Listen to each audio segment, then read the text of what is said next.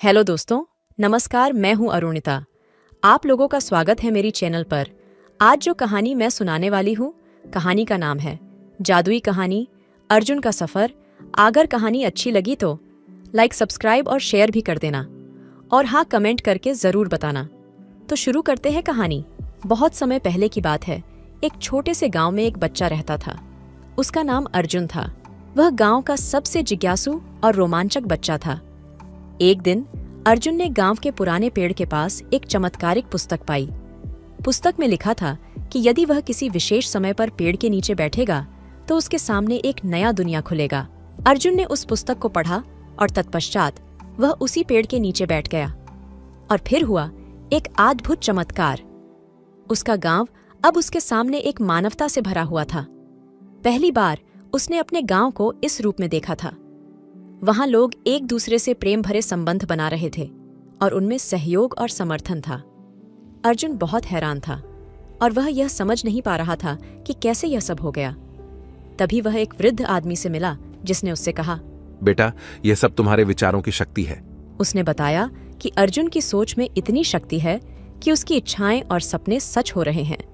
अर्जुन ने उस वृद्ध आदमी का आभारी होते हुए उससे पूछा, इसका राज क्या है? वृद्ध आदमी मुस्कुराए और कहा, बेटा, तुम्हारी सोच ही तुम्हारी दुनिया को बदल सकती है। तुम्हें अपने सपनों का पीछा करना होगा। अर्जुन ने वह विचार किया और फिर अपने गांव को एक बेहतर स्थिति में देखने का सपना देखा। उसने तय किया कि वह अपने सपनों की पूर्ति के लिए मेहनत करेगा।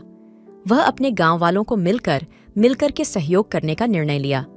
गांव के लोगों ने भी उसकी मदद की और सबने मिलकर एक नया समृद्धि भरा गांव बनाया। अर्जुन ने देखा कि उसकी सोच ने कैसे एक पूरे गांव को बदल दिया था। उसकी खुशी का कोई ठिकाना नहीं था। वह जानता था कि उसने सिर्फ अपनी सोच बदलकर ही सब कुछ को बदला था। एक दिन अर्जुन ने पुस्तक को फिर से खोला और देखा कि एक और सजीव प्राणी उसकी दिशा में आ रहा था। वह एक जादुई पंख वाला पक्षी था। पक्षी ने अर्जुन से कहा, तुमने अपनी सोच से गांव को बहुत अच्छा बनाया है, लेकिन अब तुम्हें एक और परीक्षा का सामना करना होगा।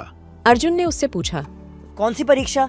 पक्षी ने हंसते हुए कहा, तुम्हें दूसरों की मदद करनी होगी, लेकिन तुम्हें यह नहीं बताने देना होगा कि तुम किसी की मदद कर रहे हो। अर्जुन को यह चुनौतीपूर्ण लगी, लेकिन उसने ठान लिया कि वह इस परीक्षा का सामना करेगा। उसने गांव वालों की मदद करना शुरू किया, लेकिन वह यह बताने के लिए कभी भी तैयार नहीं था कि वह यह सब केवल अपनी सोच से कर रहा है। अर्जुन ने एक दिन गांव वालों की मदद करते हुए देखा कि उसी पक्षी ने फिर से उससे मिलने के लिए आया। पक्षी ने कहा, तुमने बहुत अच्छा काम किया है, लेकिन तुम्हें यह भी देखना होगा कि तुम्हारी मदद करने से लोग कैसे बदल रहे हैं। फिर वह उसे एक जादुई दृश्य दिखाने लगा।